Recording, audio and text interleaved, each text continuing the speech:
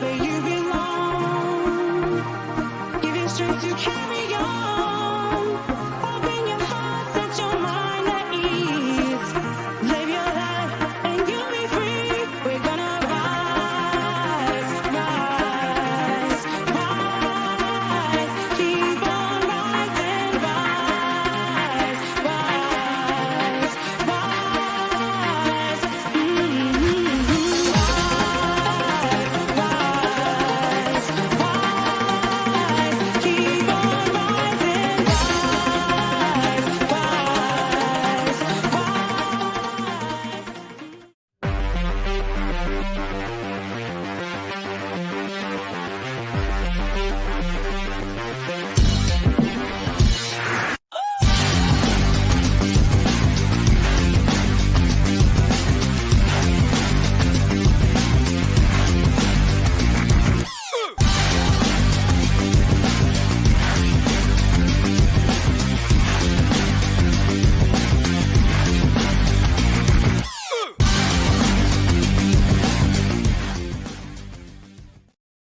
Good evening, everybody, and welcome to the Toon Review. Tonight, transfer show, talking about Lewis Hall, doing some deep diving into Lewis himself and what he's going to bring to the club, of course, as we do with all the new signings that come to Newcastle. And any latest news that is going on at the club. I mean, I haven't heard anything today, Alex. I don't know about you. Not much news going on. Not any fun news, anyway. It's just nonsense. It's just toxicity and silliness, really. Yeah. The people are already asking in the chat where my flat cap is. I forgot to put it on, so you know I'll wear it for another show. Don't worry. It's there. It's there. Yeah. So a lot of people obviously talking about that. It still amazes me, all the stuff that goes on. It really does. But you know, social media is what it is these days, and nobody's going to be able to change it, unfortunately. But if you do enjoy tonight's show, guys, as usual, please do give it the thumbs up. Keep us up there in the search results. And if you're new to the channel and you like what you see, please do hit the subscribe button. It is free to do so. And, of course, the notification bell, which will let you know when we go live or we upload any videos, such as the one earlier on today with the daily news.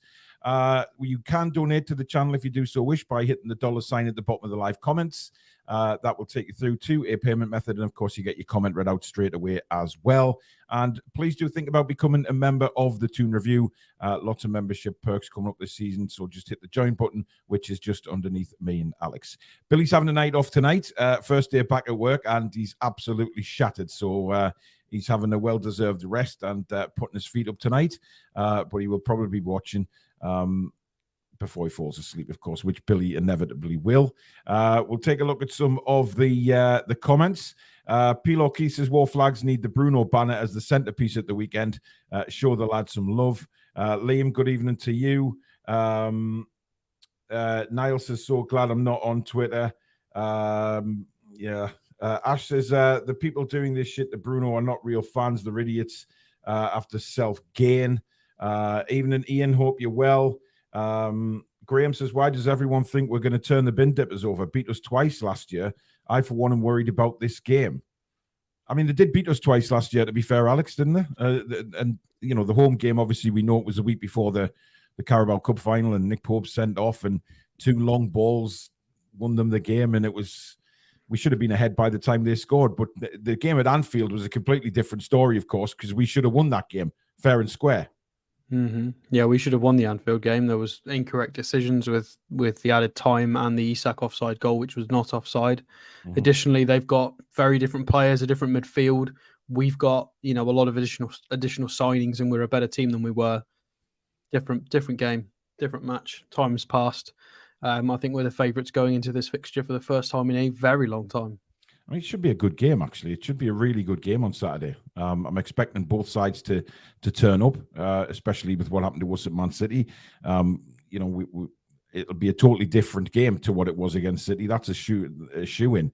But again, I mean, people are wondering what the lineup's going to be and things like that. Does Eddie change it much? Does he not? Does he go with the same starting 11? Does he not? It's, you know, questions are being asked. But we'll obviously go through all that on Thursday during the match preview show. We're going to be joined on that show by Doug, the Liverpool fan, of course, good friend of mine on the channel, and he'll be coming on to give us a Liverpool perspective of how he thinks the season started for them and what we can expect from Liverpool come Saturday. Ancients of Moo, 3 Brunos. Good to see our players letting the bellends on Twitter know how they feel.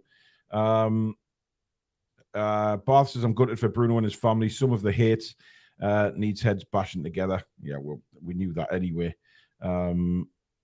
It is crazy. Ian says, Mason Greenwood to Sunderland. I highly doubt that. It'd probably be going abroad. Matty says, even though poor Bruno, spot on with his comments, short memory some fans have. Geordie Toon for Life says, even lads, anything been going on today? Not that we know of. Pedro says, good evening, you beautiful people. Hope everyone is fine. Keep up the good work, lads. Obviously, the best channel on YouTube. Come on, the boys. Well, speaking of that, Pedro, there's around about 550 views in already after only 6 minutes, which is fabulous. In the description underneath this video, you will find the voting again for the Football Content Awards 2023. Now, as you know, last year, you guys voted for us so much that you put us in the actual finals. Alex went to represent the channel in Manchester, had a really good night. Obviously, we didn't win, but you know the fact that we got through to the finals was absolutely incredible. So we're asking for your help again to put us in that situation this year as well. The link to vote is in the description, and the 3 categories that you can vote for the Toon Review on are all there as well. So obviously you can just vote on one of the categories, but we prefer if you voted in all 3 categories for us. And hopefully we'll get that email once the preliminary votes are counted, and we get that email again to say we have made the finals. Because I want to go this year, you know, and you know, more than one of us going from the Toon Review would be nice this time around. So yeah, it's up to you guys to put us there. So as I said, the link is in the description. Go and vote for us. Clear your cash out again and go back in and vote for us again. Keep doing it as many times as you possibly can. Because obviously once you've voted and you try and go back in again, it won't let you unless you clear your cache and things like that on your settings for your internet browser, etc. And then you can go back in and vote. So hopefully you guys will put us there again. Fingers crossed. We really want to be back in the finals. So that's that. So it's in the description now. The link is there. Please go share it amongst everybody. Get us there again, guys. Ian Fleming, thank you for your £5 super chat.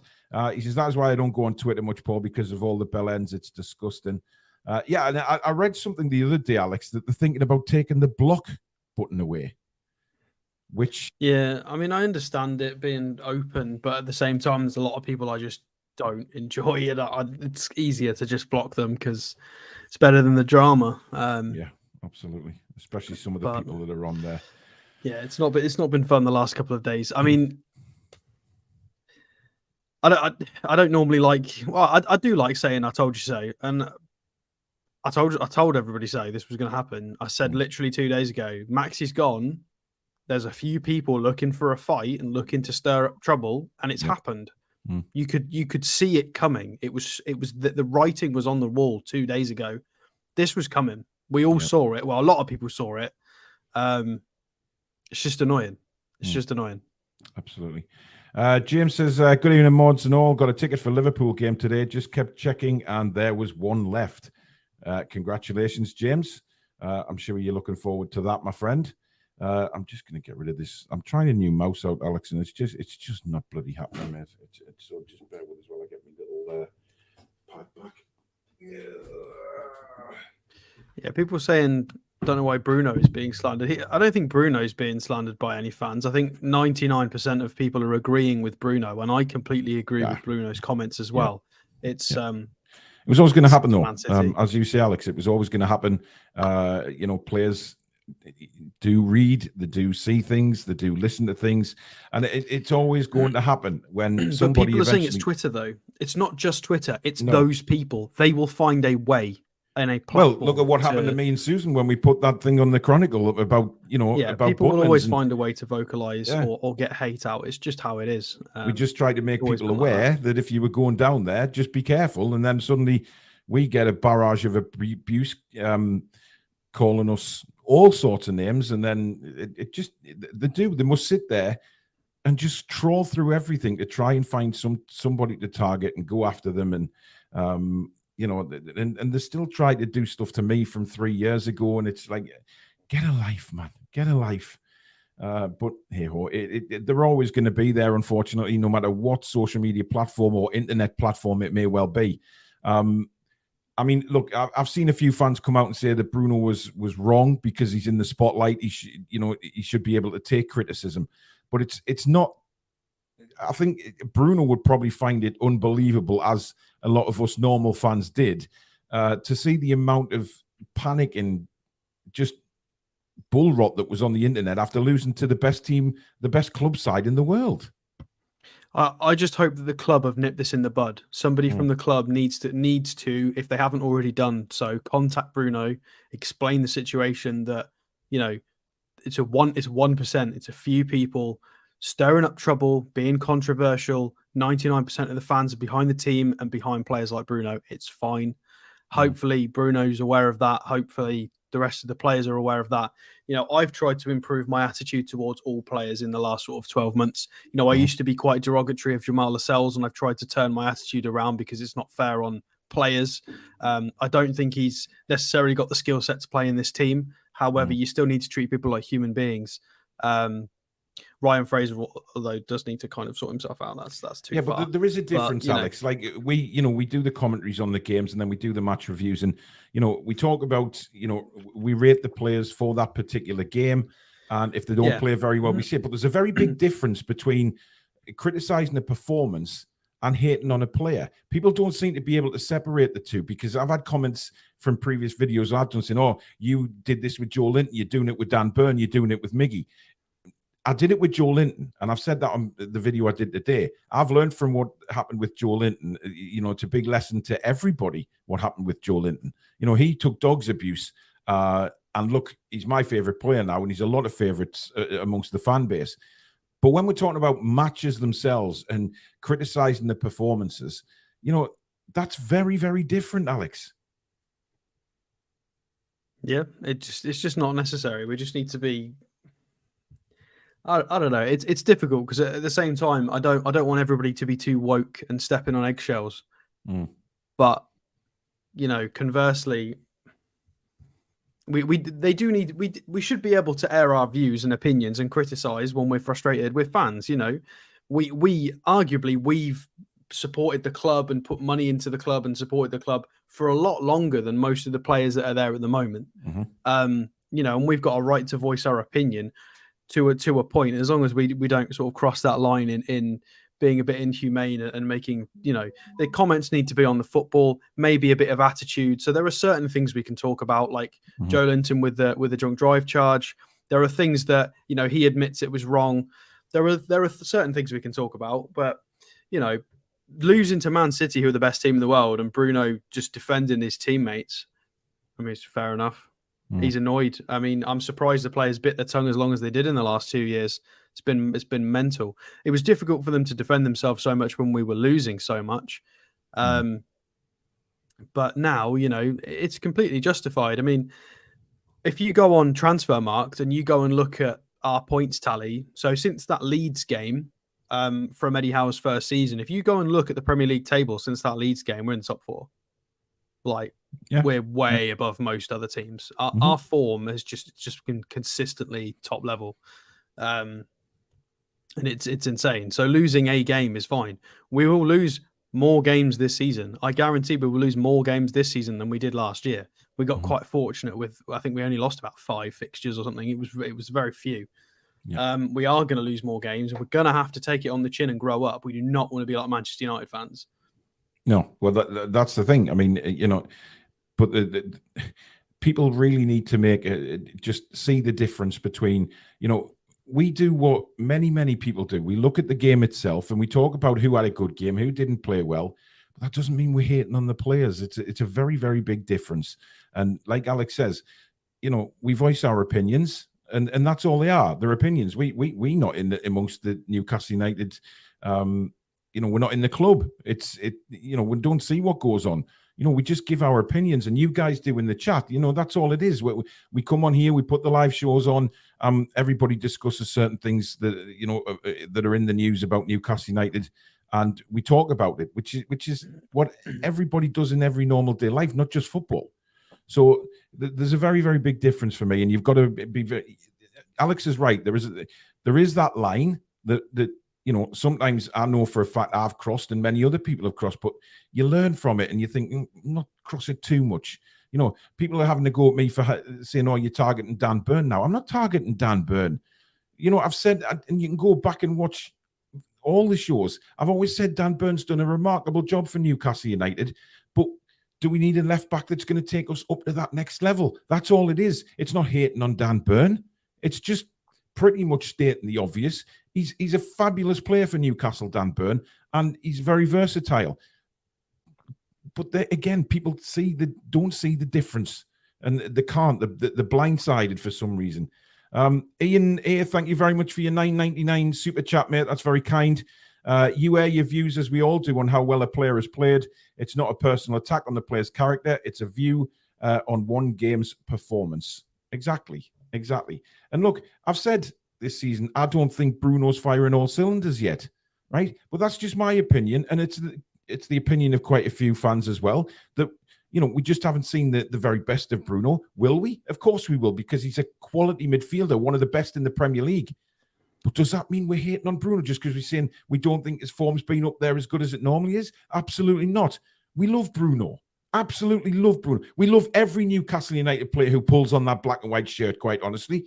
Yep, we'll give Miggy a hard time sometimes if he's not great. But we'll give anybody a hard time if they're not great. But that's just reviewing a performance. And there's a very, very big difference in that, than just hating on a player. And Alex is right. Maxi's gone now. The fan base look for somebody else. It was John Joe Shelby a lot of the time before it was Maxi. And it just spirals on and on. There's always going to be that one player. I never in my wildest dreams thought that it would be Bruno. But there's elements to that as to why it's happened, and elements that need to stop, quite frankly.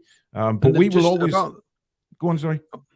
Well, just about a lot of people saying that we weren't good enough against Man City. I disagree with you. I completely disagree with all of you. And you're saying you can have opinions, but you need to include facts in opinions. And you've got to include sort of different options in that. People saying there was a few comments about that we weren't good in possession against Man City. But to be good in possession, like being good in possession, is directly connected to how well Man City are pressing and where the spaces are, whether the passing lanes are blocked. So us being good in possession isn't 100% down to us as well. It's partially down to Man City and how much time we get on the ball, how much space there is, whether passes are blocked off, how quickly we're being closed down. I understand there were a few first touches that went awry, but that's because of pressure. And it doesn't mean that I don't agree with the whole statement of we just weren't good in possession, because there's more than that. It's more than just we weren't good in possession. There's also how Man City dealt with us when we were in possession that affects whether we lose the ball or not. It's more to it than that. It's not just black and white, exclusive point. It's absolutely not black and white. You can't just say we weren't good enough in possession, because that's giving no credit to Man City. And JB, mate, you're not right. I'm sorry. You can shout at me all you want in the chat. You're having a mare, mate. That is 100% how football works. Your quality in possession is also down to the opposition team and how they're closing you down and where the passing space is. It's just how it is. That's not, again, I know we like opinions, but there is also 1 + 1 = 2. And this is one of those occasions where you are just not correct at all. Well, no, there is no well, Paul. I'm not having you backtrack me. That is my opinion. I'm not backtracking. It's correct. Your opinion, but it's JB's opinion as well. No, it's not. That's how football works. Well, no, you can't say that's your opinion and I'm right, and that's it. Well, Alex, you can't say that's your opinion and you're right, and then say JB's opinion is wrong, because that's his opinion. It is wrong because he's not taking into account actual facts. Well, you can't just say the sky is not blue, and then just say I'm right, I'm allowed my own opinion. It's not blue. That's just fact. Your own possession. You've got to take into account how the opposition team deal with you in possession as well. It's just how football works. It's literally black and white. I'm not having any of this opinion nonsense. There's got to be a line somewhere with certain Alex, things, and that's one of those. those words came out of your mouth. So you said that's my opinion, right? And then you're saying I'm not And it's having also this opinion, correct. bollocks, because well, You've got to give a more lot of credit to people Man will City. agree with you, Alex. People Of have course, got to give more listen, credit to Man City. It's getting yeah. ridiculous now with people criticizing us. Like we said this in the review of the show, the review of the match. People slating Miggy. Like Miggy will be a really good player against 15 teams in the division. Mhm. He's not going to excel against certain teams, and that's okay. Like Miggy doesn't have to be amazing against Real Madrid and Man City. Not everybody can take that next step up. You know, it's just how it is. And people telling me I listened to other people's opinions. Yeah, I did, and it's wrong. There's literally there is sometimes an equation where it is true or false, and this is one of those. You can say what you want; it's a fact. You right. Instead of just telling me to listen to the opinion, then why don't you formulate? Why don't you tell me I'm wrong? Explain how I'm wrong. Then explain it. Well, maybe you Explain. will. Give them No, a not chance. you, Paul. I'm asking some people in No, the no, chat. I know. That's what I'm Explain saying. to me how I'm wrong. Tell me that, pressing doesn't matter from Man City. Man City's pressing is not connected to whether we keep the ball. Is that, well, obviously that's bullshit. It's not even close to being a reality. It's nonsense, guys. It's absolute nonsense. It's just not true. Well, I'm just maybe- so bored of it. This has maybe- caused all the drama today, just people being absolute mad. It's stupid. It's Yeah, stupid. It really is. We know there's mad people out there. We know that, but maybe people will come back in the chat and challenge you on it and have a normal discussion with you about why they think. Put it in their the comment. Don't just put opinions. This you're wrong. Listen to other people's opinions. Well, that's what I'm Explain asking why them I'm to wrong, do, guys. Alex. Explain why I'm wrong in a comment. Prove it. Prove it. That's what I'm saying. I've not Have you seen eaten- one comment that's proved it yet. Have you eaten a zebra for your tea? I'm just not having it anymore. Look at JB again. You are wrong. Our movement was poor. So, but you've not mentioned Man City at all. It's down to the opposite team. It's literally Yeah, it's just it can be, ridiculous. because we've seen us do it to other teams as well. You know, I mean that our press sometimes rocks other teams as well. When you see one team, look at Villa, for example. Villa was a perfect example. We demolished them 5-1, and then I know it was only Everton, but Everton don't press like we do, and don't have the same system as we do. Villa are a great team in possession, but we didn't let them have enough of that in spells in that game because we were very good at pressing. We were triggering in the right ways and blocking passing lanes, and we were doing all the right things. But Villa are a great team in possession, and they just how it is. Well, we said that after the game. We said the Villa will be all right. It's just that they couldn't handle us on the day.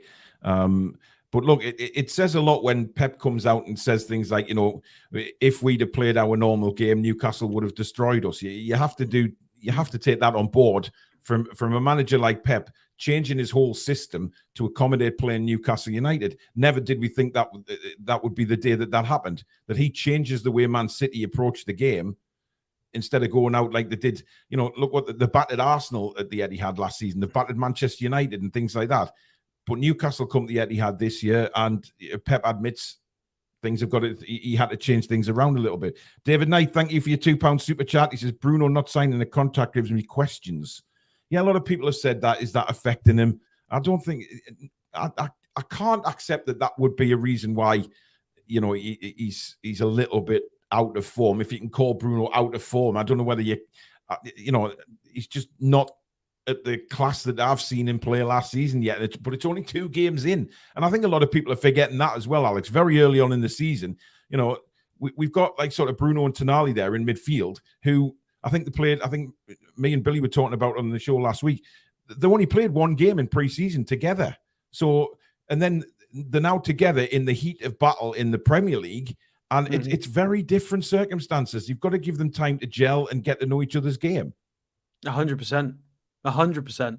It was just one of those things. Joelinton was the press trigger in certain situations in midfield because his first touch isn't quite as good. His first pass out isn't quite as good as Bruno and Tonali's. Bruno and Tonali are still learning rotating positions in the right situations in transition. Man City played the perfect game. People saying that De Bruyne was injured, and fair enough, but I haven't seen Man City play that much of a perfect game very often. Like against Real Madrid, with the 4-0 victory in the Champions League. There's a few games in the last 2 years that Man City have played, and you just think, oh my God, they are robots. It was one of those games. I'm not going to criticise Joe Linton or Tonali or Bruno in that game. I thought they all did as well as they could have done. I think it would have been more than enough against the other 18 teams in that division, apart from us and Man City. Like, it's just how it is. Well, you see, I think we were coming bad. on and saying, "Oh, you know that." Well, Brentford beat them last season, and even Wolves won at the Etihad last season. It doesn't matter. It's completely different. You know, this is the second game of the season. Was I confident going into the game? Absolutely, I was. I thought we might actually win at the Etihad this season. But when you look back at the game and you see the players on the pitch for Manchester City, who we know are quality players. You know, whatever you think about Jack Grealish, right? He is a quality footballer, and Pep is work. You can see the work that Pep's done with him. You know, since he became a Man City player, he was still quite raw, to be quite honest. But Pep is nurturing him. Phil Foden's coming on now. You know, Rodri is just, you know, who wouldn't want Rodri in the midfield for them? You know, you'd have to be stupid not to want Rodri. And then you've got Haaland up front. You've got you've got a Kanji who goes unnoticed. For me, he goes unnoticed at Manchester City a lot of the time. He's a very good footballer. And then you've got the Edison in goal, who we spoke about last night, who is just a machine as far as I'm concerned. I mean, when you've got somebody like Edison who can pick a pass to anywhere on the pitch, it makes a very, very big difference in football matches. You know, and we can pick bones out of it and say, well, you know, was Joe Linton at his best? Was Isak pressing all the time? Doesn't matter, because the game's gone now anyway, and we have to just take the defeat, move on, and we've got Liverpool, which will be a completely different game of football at St James's Park on Sunday. You know, we will be a totally different team because Eddie will set us out to win the game. You know, Eddie said that a million times, that he goes out to win every game. Whether you thought he did that against Man City or not, it doesn't matter. You know, he does go out to win football matches. And the team is going to be very interesting. Does he stick with the same 11 again, or does he slightly make tweaks? We'll discuss that later on in the week. But one thing that has come brought up in the news today, Alex, is that Alexis McAllister's red card has been overturned from the weekend. Of course it has. Mm-hmm. I mean, look, I think we it know was a if red he's card all eligible day to long. play? Do we know if he's eligible to play or not? Yeah, he can play. Yeah. That's the fastest I've ever heard that sort of decision overturned. Well, look, I mean, when was the game? Saturday. It's now Tuesday, and it's overturned already. And you look back at that tackle and you think, well, he went in with his studs high.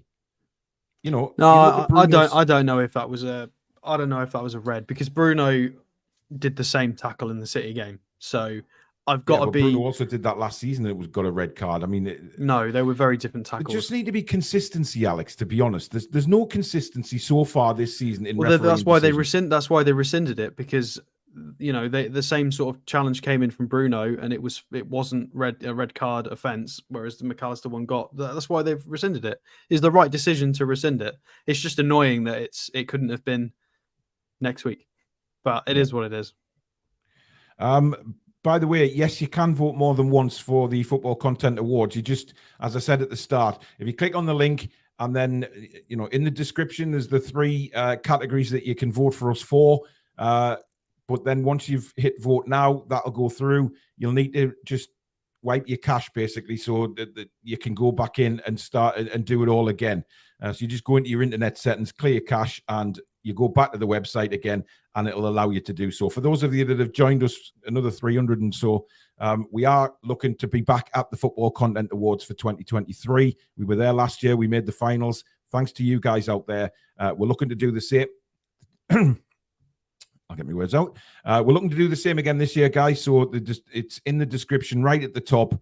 The 3 categories you can vote for us for. Hit the vote link, and it'll take you through. But you can vote more than once if you clear your cache. So get voting, guys. Get us there again.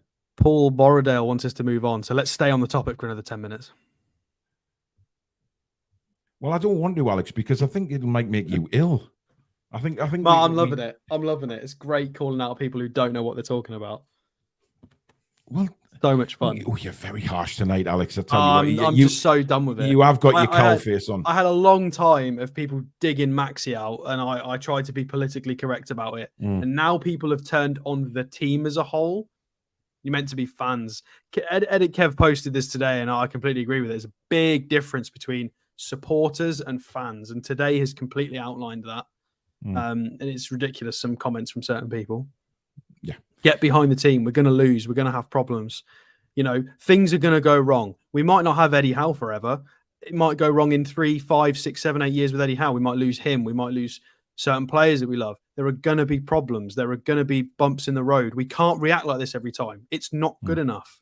We're meant to support the team. Like it's nonsense. Yeah, it is disappointing. It is. We've got a new member, Tony Ross. Welcome to Members Club, Tony. Thank you very much for your support, and welcome to the Toon Review family. And you will be in for the members' draws, etc., and perks as we move forward. Davey says, I voted for the Toon Review on the 3 you mentioned, and another one as well. Clear your cash. Get back in there, Davey boy. Bruv Butler says, nice for information, Paul. I'll keep voting as much as I can. TTR, the best channel on YouTube by far. Thank you very much. Ian says, these Muppets can't be Toon fans to be treating Bruno like this. Well, it was from a big account, but you know, we don't know what's going on behind the scenes, who's running it, etc. So I guess it'll sort itself out. You know, I know there's been a couple of tweets further from that account to say what it actually meant. It was, for me, it looks like it was worded very, very wrong, and it's come out the wrong way, basically. But we'll see what happens. Twitter is toxic. I don't understand why people love it so much. Money on Bruno playing a blinder against Liverpool. You can almost guarantee it, can't you? Anyway, let's talk about Lewis Hall, Alex, because, you know, I think what's happened today on social media is kind of taken away from the wonderful news we heard this morning, Newcastle releasing that they'd signed Lewis Hall. It is on a loan deal for the year with an obligatory transfer fee at the end of the season in the summer, providing certain criteria is met. That would I would put that down to probably certain amount of games played or something like that, Alex. I'm not or maybe sure. it's not games played. Actually, I'm not sure what the criteria would be. Well, I think we've said it's an option, and Chelsea. No, we've said it's an obligation, and Chelsea have said it's an option. I think there's conflicting reports as to what we've both agreed the deal is. Additionally, I think there's 7 million potential in add-ons, but it's rumored that, I think it's Keith Downey that's reported it's unlikely they're gonna meet the requirements to need to pay that, which is weird. I don't know why we'd put. I don't know if they put a Ballon d'Or clause in there or something. Like what's in the contract? What is he unlikely to hit the 7 mil add-ons clause for? Is it something ridiculous like 100 caps for England? Like what is it? I'm really curious because sometimes they put some really interesting stuff in contracts. So it looks like it's going to be 28 because if it's unlikely to hit the 7 mil add-on clause, then you know it's a good deal. To be fair, it's a lot of money to spend on 2 young fullbacks, but when you look at the price of the developed fullbacks, they're all going for sort of 40 to 60. But I said in the video today, Alex, you know, the 2 signings we've made at fullback could well be England's future fullbacks for years to come. Yeah, 100%. In 3 years' time, they could both be worth double that. So whether we want to keep them or not, we'll make a return on investment, or we will be able to use them and they can stay with the club. I would prefer they stay with the club because, you know, Lewis Hall's a fan of the club. Livramento seems like a great, ambitious young player. So I'd prefer, obviously, that I don't want us to be a selling club, but sometimes, you know, look what Man City have done. They've been very frugal. They've made sure they've cycled, you know, even when a lot of pundits, they've gone against the grain. A lot of pundits think this, you know, this was sort of, the mold is to keep the team kind of like Liverpool did, and they struggled to rebuild correctly. Whereas Man City just kind of carefully recycle the team season on season, maybe get rid of people that are very, you know, they got rid of Jesus and Zinchenko and Sterling, and a lot of people were questioning those decisions, and it ended up being a good move, and they were recycling the team, and you know they got rid of them and then won the treble. So it was obviously the right decision. So we can't be afraid to be like that in the future. But at the same time, it'd be nice to keep this core of young players together for a long time. Yeah. Now, obviously, during his interview, he said about his family being Newcastle fans, and there was a few photos, of course, of him as a kid, you know, with Newcastle badge behind him and things like that. It's clear that the family are all Newcastle fans, and it was funny how he said that it was drilled into us at a very early age that we were Newcastle fans. So for his family, it's an absolutely incredible sign for their. Never in their wildest dreams would they imagine that he'd be playing for Newcastle, and at such a young age as well. Still only 18, of course. But when you look at some of the performances, and I mentioned earlier on today, there was once last season against us at St James's, he went past two players and then cut back onto his right foot and hit a diagonal pass across the other side of the pitch on his right foot. So this guy can use 2 feet as well, which is such a bonus in the position he's going to be playing. Yeah, I mean, he's got a great skill set. He's a good ball carrier. He can step into midfield. Obviously, me and Billy reviewed lots of Lewis Hall stuff the other day. Yeah. He's good at stepping into midfield. He's played as a left midfielder. He takes up wing positions quite a lot. He loves a good overlap. His range of passing is great. He can use both feet. He's not afraid of taking on his man. His aerial sort of competence, he's not bad either for his age. He's not short, which is a great plus. And we think he's definitely going to improve as well. You've got to remember that some of the data for him. So it's not just data. This is he passes the eye test, and his data is really good. He ticks both boxes, and he's still only 18. So you could argue he's going to be a bit sort of stronger physically in the next sort of 3 years as he grows a bit more. And gain some more intelligence, although his decision making is cracking. He does from time to time just sort of go into challenges a little bit, but that happens with young fullbacks. It's to be expected. I think he'll be fine. And after this season, he'll have learned a lot, I believe. Do you expect him to play more than Dan Burn at left back this season? Ooh, that's a big question. Yeah. What are we thinking then? I mean, if we're going to go on averages, what we're going to get, let's say where are we expecting to finish in the Champions League? I mean, it's difficult to say that without knowing the group. I mean, I don't know. Let's say we play like 6 Champions League games and 6 cup games. That's 12 additional fixtures. Can I count? What's that? 50 matches, ish. There's a lot of games, yeah. I think that's right. So let's say 50-ish matches, give or take. Are we thinking it's going to be one of those situations where we give 25 to Burn and 25 to Hall? Are we going to do like Pep does and rotate? Or is he just going to give Burn most of the minutes? I don't think we're going to do what Pep does. I don't think Eddie Howe really works like that. Maybe he wants to in the future, but I don't think it's possible. So 50 odd fixtures. I'd imagine for the first start of the season, it's going to be Burn, mostly Burn. And then what? When's the opportunity to rotate? When's the next time we have like a double week, a 2-game week, or I might be wrong, but I think we play the first Carabao Cup game before the Champions League kicks off. So okay, so it might that be would be an opportunity. I'd imagine it's probably, unless Dan Burn gets injured or there needs to be rotation, I'd probably say Lewis Hall's first start is going to be in that Carabao Cup game, or that first time we've got like a double game week. And then it'll be how good is his performance. We'll see. I think the first half of the season all the way up to Christmas is going to be mostly Dan Burn. Maybe when it gets congested in December, we might see a bit more rotation. And then maybe the second half of the season, depending on how it goes, Hall might be able to break through as a first choice left back. It depends on progression. Yeah. We'll see.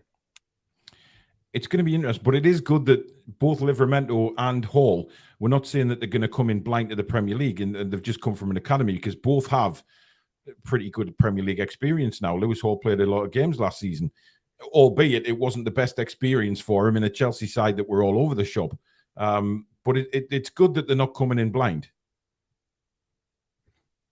Yeah. Sorry, I was reading comments there. So in terms of what, coming in blind, you have to say. Well, just that they're not coming straight from academy. So Eddie Howe knows that they've already got Premier League experience. Yeah. I think he's been around a good group of players at Chelsea. Okay, let me rephrase that. Well, rewind that. Don't clip that. He's been around a lot of senior pros. I know Chelsea was a dumpster fire of a team last year, but you've got to understand there were still players like he still hung around Azpilicueta when he was still there, and Thiago Silva There were big characters, impressive players. I know Chelsea were really bad, but they still had those quality of players. And he played in some fairly big fixtures. And not to mention the academy is very well respected. Of course, Livramento came from there as well. So, yeah, I think it's enough. I think he can be trusted. I think on top of that, he also understands the club and what it means to everybody. So I think it's fine. I think it's and decent. the fact that, you know, the Chelsea fans are in uproar about Lewis Hall leaving. So that tells you what a good player this kid is.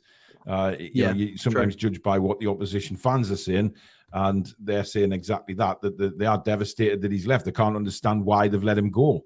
But, you know, Chelsea is very strange ownership, etc. And they're still in a very, very big rebuild. And I do not envy Poch with the job he's got on at the minute, judging by the performance at West Ham. Another new member, Yogi. Yogi, welcome to Members Club. I'm not going to say the obvious. I am going to stay quiet and just call you Yogi. And it's nice to have you as a member, Yogi. So welcome to the Toon Review family, my friend. Now, people are asking about deadline day. Are we doing an all-day stream? The answer for that is no. Alex is working. So is Billy. And I'm away for a couple of days that week. But I will be returning on the day. So we are going to go live from around 5 or 6 p.m. all the way up until the end of the... when the window closes, I believe 11 p.m. So we'll be going from around 6 till 11. Even if we're not involved, it's still interesting to see any late transfers coming in and things like that. And obviously having you guys in the chat all the way through. Will be a charity stream. Yes, it will. For the two normal ones that we do, you know, charities that we raise money for. So that will be for that few hours that we're on deadline day. So from around 6 till 11, we will be live. So we are looking forward to that. It should be a great night. Well, you know, I don't... It's Champions League draw day as well. So it'll be... It is. There'll be lots to talk about. It'll be very interesting. Yeah. So even the transfers that we're not involved with, we can talk about the Champions League draw.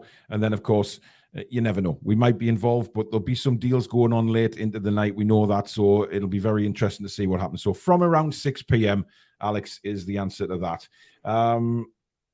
Chris O'Neill says, question, Eddie said Lewis Hall would be our last bit of business. Do you think that's a red herring? I never know with Eddie, to be honest. I mean, I think if something came up, Alex, for a centre-back loan deal, maybe we'd possibly be interested. I don't think we're going to buy anyone else. I wouldn't rule it out completely. I think it's very unlikely. However, I don't think it's impossible. I think a lot depends on outgoings. There were murmurings of Isaac Hayden today. I can't remember the publication. I can't remember what it was. Was it the Northern Echo? It was somewhere talking about Middlesbrough and a few other clubs. Again, if we can get 2 or 3 of those sorts of players out the door, and then if we can have a nice structured deal or maybe a loan with an obligation, you never know. But again, it's unlikely. It's kind of out of our hands. We would need other things to happen in order for it to be possible. So yeah, there's a lot riding on it, really. So probably not, but you never know. Matty says, who thinks Hall comes straight in? I think Hall and Gordon would make Trent's head spin in defence. Well, it may well pin him back, but I don't think he'll play. If I'm openly honest. He may be on the bench. Yeah, well, if he gets caught out of position once by rushing in a bit too much, then all of a sudden Salah's in behind. So it works both ways. It does indeed. Right, you've got some stats there, Alex. So I have, yeah. So for people who haven't seen any interesting Lewis Hall stuff, obviously we did a mini deep dive the other day. So Lewis Hall, if you've not seen him, apparently 5'10". I think he's taller than that, to be completely honest. Still only 18 years old. Let's go down and have a look at the important stuff, the nice data.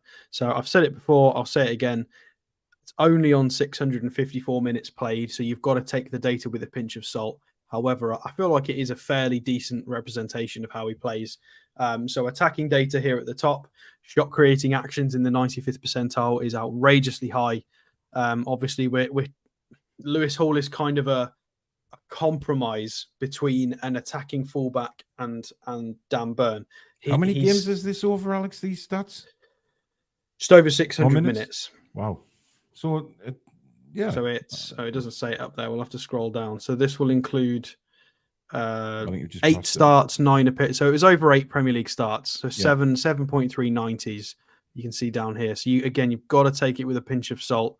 However, I feel like it's fairly justified because we've seen him in person twice. We've watched 2 games against our club, and we've seen him. A few of us who ever watched Chelsea, I've seen him play a few games, and I think he's always been very, very good on the eye. So I think he passes the eye test, and he's, what he does on the pitch is backed up statistically as well. Even though it is a small sample size, typically we need more than sort of maybe 10 full 90s before you want to start looking at data really, but an absolute minimum. But we can only look at what we can look at, and this is all we've got. Kid's also only 18. That's what really there is sort that. of stands it out. And he was playing in some big fixtures. He was putting up these numbers against some good teams. Let's not forget. And in a poorly performing Chelsea on top of that. So when you factor in the layers of context, this is really, really impressive. So 3.58 shot creating actions for a youngster like this as a fullback is great. The shot volume as well, 1.51 shots per 90 is really, really good. His non-penalty XG as well is stupid with 0.12 per 90.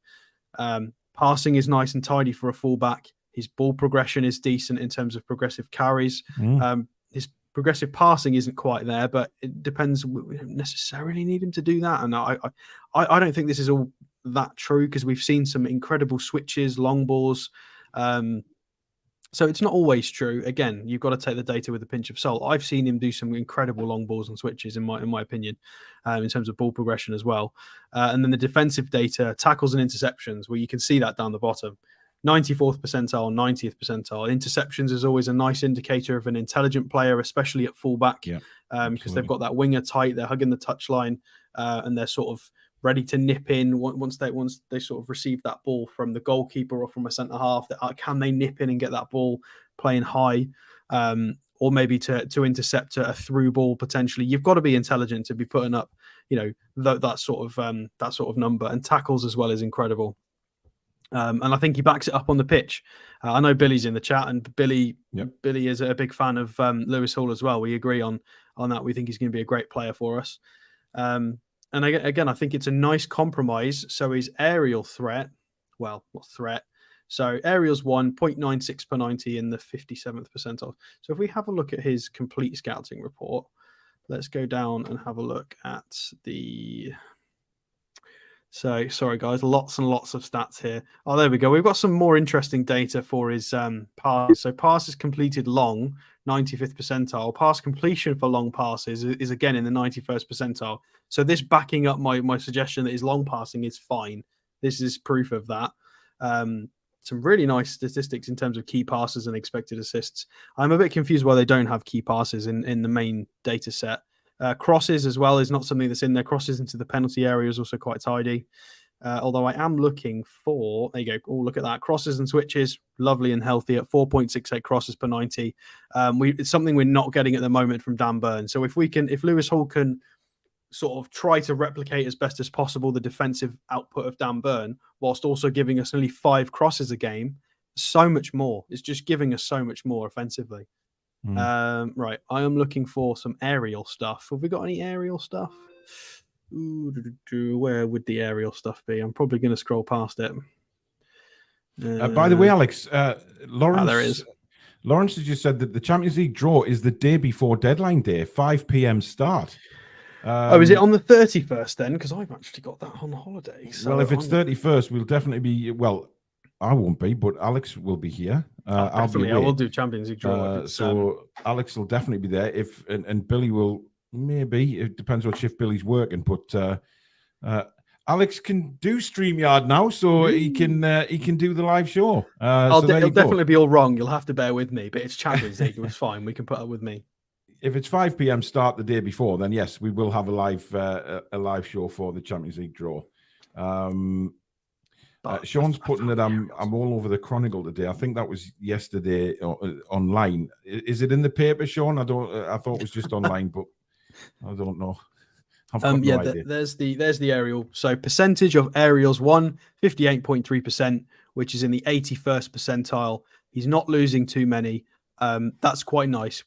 If somebody's going to step in and do Dan Burn's role, we can't go from $6 and winning everything in the air to really, there needs to be a medium and a compromise. And I like how this guy's so good offensively, very technically gifted, but we're not having to compromise too much on the aerial, I keep forgetting the word I'm supposed to be using. Competence. Let's go with competence. He's good in the air. He's good. He's good enough that we're not aerial sacrificing ability, too much. Alex. Aerial ability, ball recoveries as well. You can see on this graphic. So, it's just helpful. It's just helpful. It's going to give us bits of Trippier's game, but also keeping bits of Dan Burns' game. Like, we're going to get more crosses, more switches, more technical ability. But there are downsides. He's still very young. He does commit to challenges a little bit. He does step out, similarly to how we saw Harrison Ashby do it in preseason, where a couple of times he committed for a tackle, didn't get it, and they played a 1-2 round him and just in behind in space. It can happen with youngsters. So I've seen it a couple of times with Lewis Hall, and it's something you learn in time with match practice. But I think he'll learn. I think we've got Kieran Trippier in the squad. What better right back or what better fullback is there to learn from than Kieran Trippier? Exactly. And I think that's the same with Livramento, isn't it? Livramento actually said that when he came to the club, that he was really looking forward to learning from Kieran. So nobody better. Vincent says, at 18, we can't put too much pressure on young Hall. If he can work on his positioning and defending, he will be a starter for years to come. Definitely. Jan saying he's almost 19. Potatoes. There. Tomatoes. He is pretty close to being 19, isn't he? Yeah. How old is he? He's 348 days. So he's 19 in 4 days' time. Smack me in the face with a wet trout. Never mind.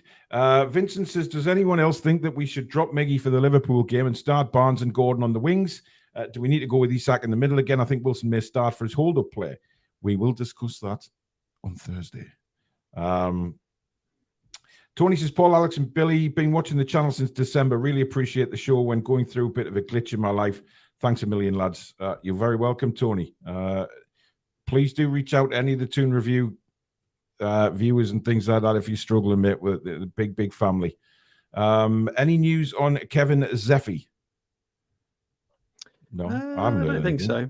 No. Although I don't know if anybody saw my Twitter post the other day. See, this is why Twitter can be a good thing sometimes. There was a video I found from somebody that posted it. Of course it does, yeah. And so I retweeted it. So if anybody's not seen it, have a look at my Twitter. I retweeted it like yesterday, or no, like 3 or 4 days ago, maybe actually. And it was Zeffy playing a game in, I can't remember who it was against. I think it was in sort of European qualifier in, I don't know. And he did like 4 or 5 fakes and then tried to Rabona the keeper. It was absolutely ridiculous. He tried this in the box. The audacity of that kid, honestly, we've signed some absolute ballers. I know there's certain people are not going to like that, but he literally did a chop, a cutback, and then tried to Rabona the keeper. I've seen it. It was absolutely outrageous. It didn't work, but it wasn't far away, was it? I mean, the keeper had an easy catch, but if he'd have just lifted it a little bit higher, the keeper would have been in trouble. That would have been an incredible goal. Ireland versus Portugal at youth level. It was madness. To try that in an international fixture, even at youth level, is, there are certain managers that had insta sub you off for trying that, but they just couldn't get the ball off him. It was funny. By the way, I said 4 days. It's actually 17 that he. I didn't want to correct you. I had where the hell was my head there? I do not know, but I was probably distracted by reading so many comments, having multiple screens in front of me. You know, Alex, how it is. It's difficult at times to do mathematics. And English. And English as well. Yeah, the whole lot is really difficult. Chris O'Neill says a lot on Sky about Ryan Fraser to AC Milan. I haven't had Sky Sports News on today. I mean, AC Milan, Alex. Porky boys there. Surely not. Definitely not. Actually, that's not the first comment I've seen saying that he's linked with AC Milan. What, Pulisic on one wing and Ryan Fraser on the other? But then Jackie's saying Fraser could be on his way to Empoli. That would be more like it. There seems to be a lot of Italian links. Personally, I've not seen them, but again, unfortunately, my Twitter feed has just been full of all the toxic stuff. This is why I don't like it, because I want to be able to see all the interesting stuff, and it's been, it's been clouded. Yeah. I Like Coffee says, I really love how Alex makes it easy for us to understand all these stats and figures and also makes it interesting for us all. Well, that's why he's called the Toon Review Stato, because he breaks it down into layman's terms. Well, we are looking at improving that. I do appreciate it. We did just sort of scroll down the graph, but we are looking at trying to make it a bit better for everyone. Okay, I believe you when you say it, Alex. Kev says Alex on his own Champions League draw night without Paul to calm him down will be steak coming out of the screen. Oh no, that honestly, there's not going to be any malice on that night. That's going to be pure excitement. We've got Real Madrid. What the? No, I love it. Honestly, it's win-win. It's win-win. We either get Hollywood fixtures or winnable fixtures. And when I say, to be fair, when I say that, I feel like we're good enough to beat a lot of teams, to be fair, in the draw. However, Hollywood or far more winnable fixtures. It's win-win. There is no losing in this Champions League draw. I'm so excited for it. And I'm excited to see, because I'm just a football fan in general, I'm excited to see the other groups as well, because it's going to be really good. Because this time we can watch Tuesday and Wednesday nights football, can't we? So we can. And maybe a few Champions League watch-alongs along the way. That would be quite good to do this season, definitely. So not just involving, obviously, Newcastle, but involving the Champions League itself. Danny says, please don't call them fullbacks. It's not American football. Do we not call them fullbacks? I thought that's what we called them. Well, the right backs and left backs, but the fullbacks, I've always known them as fullbacks. Centre backs, fullbacks, halfbacks, anchors. Those are football. Anchors? They're not a ship, Alex. Yeah, but those are positions. Oh, okay.